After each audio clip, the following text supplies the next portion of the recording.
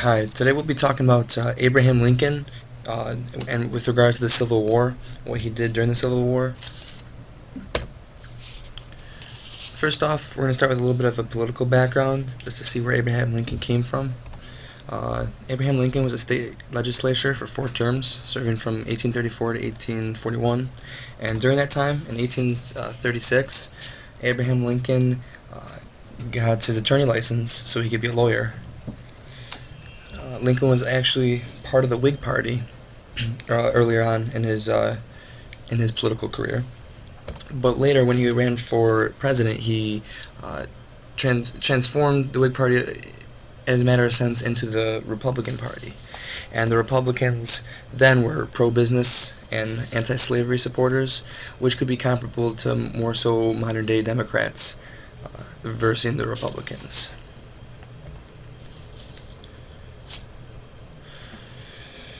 Lincoln's political leadership started first off with the fact that he filled his cabinet with some of his major rivals during the campaign to presidency, and he did this because he respected them enough, and he always liked to have a different opinion than his own to make sure he was looking at all aspects.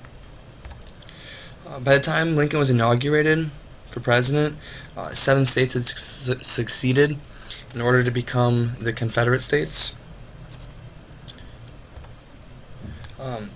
One of Lincoln's main goals of his during his presidency was to make sure that the Union stayed together and that it didn't break up.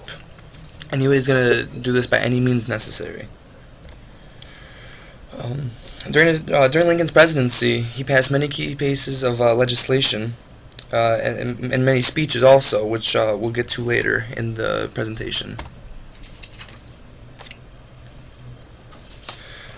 Early on in Lincoln's career, he was not very well respected as a military leader, and this is partly because he didn't really have any real military background. He didn't serve or anything, so many people didn't trust his military background and questioned it leading into the Civil War.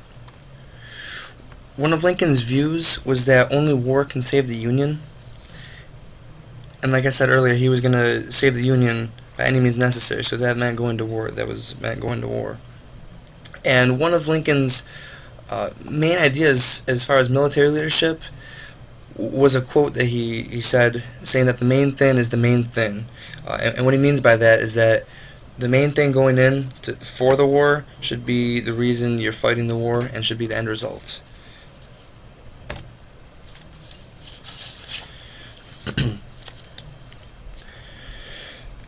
President Lincoln's military leadership in action consisted of first ordering provisions, which consist of guns, ammunition, all that, to Fort Sumter prior to the start of the Civil War.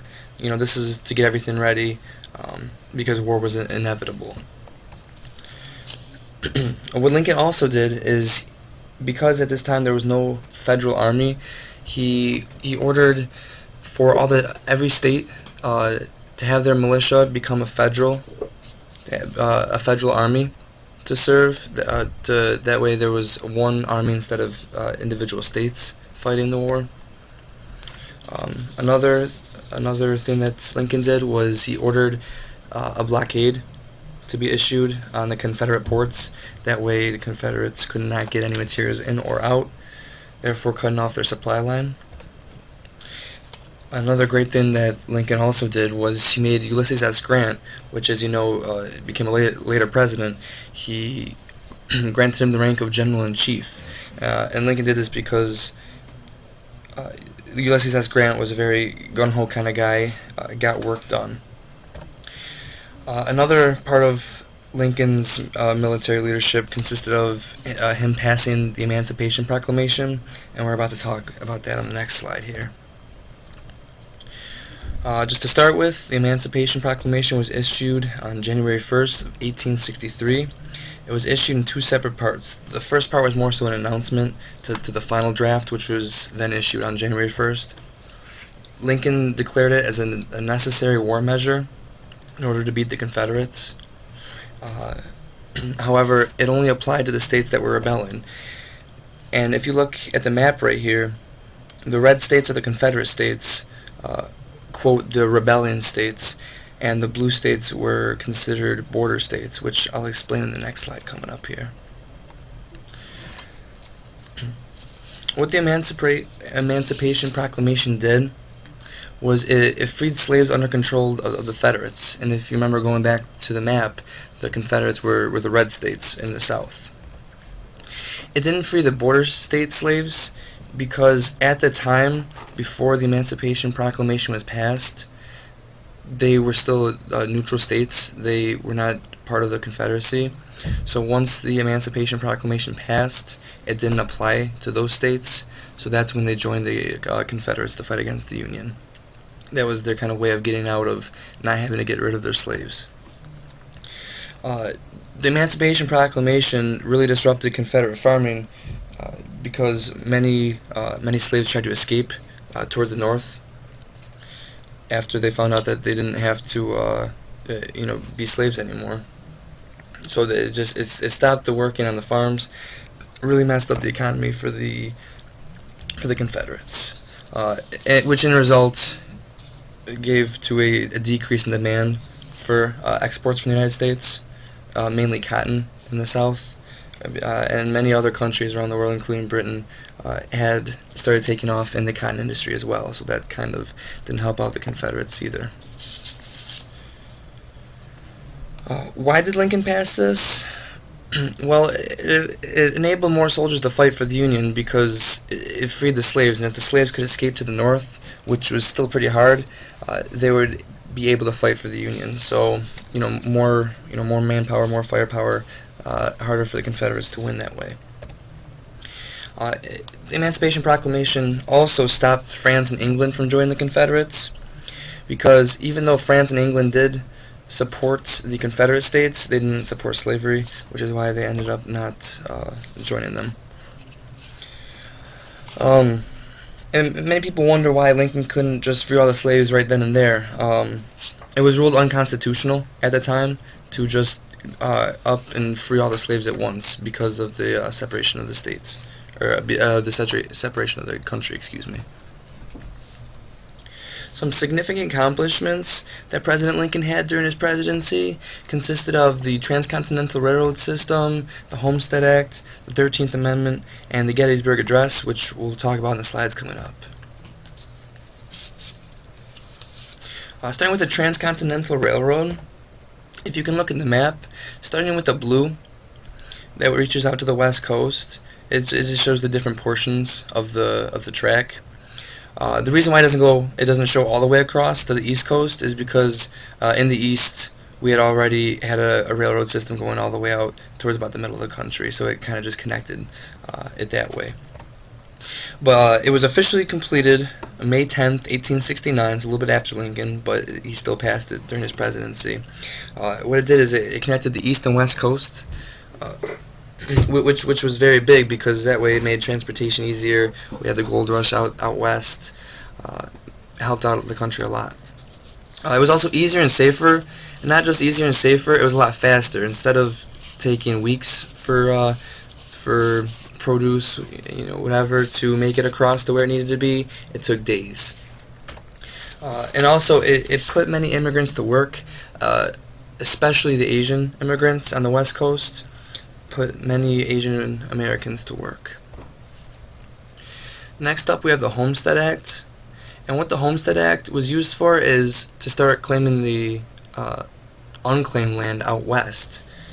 We have all this free land, but nobody's settling on it yet, so it was an incentive for people to start living up there. Each person, man, could own up to 160 acres, but under this act, it was said that the land must be improved, whether farmed upon or building some type of infrastructure. Many people got around it by building little huts, but it required at least 2 buildings to be on the land. And what it also did is it helped with complete the Transcontinental Railroad, because it got people to start moving out west a little bit and accepting settling in the west. Lincoln passed the 13th Amendment, which is a very big part of American history, mainly because it abolished slavery. It outlawed slavery completely. It passed only 2 votes above the 2/3 majority that's required for bills to be passed in Congress. And even though Lincoln was not required to even be there or sign it, he signed it anyway because he showed the support for the 13th Amendment. Even when it was passed to keep the checks and balance system fair, Congress had the power to enforce the article and change it any way they seemed worthy. The Gettysburg Address was a speech by Lincoln that was delivered November 19th, 1863. It was at the Gettysburg National Cemetery, which is actually on the battlefield of Gettysburg. And what it did, or what Lincoln did in his speech, is he related his speech in one part directly towards the Declaration of Independence, which I'll talk about on the next slide. And this speech is still commonly used today and referred to in by many historians. The relation to the Declaration of Independence with the Gettysburg Address mainly comes from the quotations that the preposition that all men are created equal comes up in the Declaration of Independence, but it never really referred to as what considered men. What Lincoln referred to as men now is any white or black male, preferably, that they had equal rights. And at this point, I would pass a handout of the Gettysburg Address to the students and have them read it and talk about what it means to them.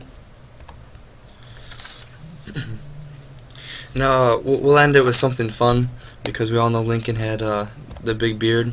And here's another point where I would pass out the letters back and forth from Grace Bettle to Lincoln.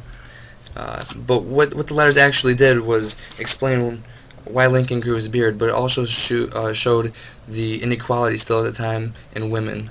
Because in the letters, Grace Bettle talks about how she could not vote because she is a woman, so she was going to try to convince her father and her brothers to vote for Abraham Lincoln.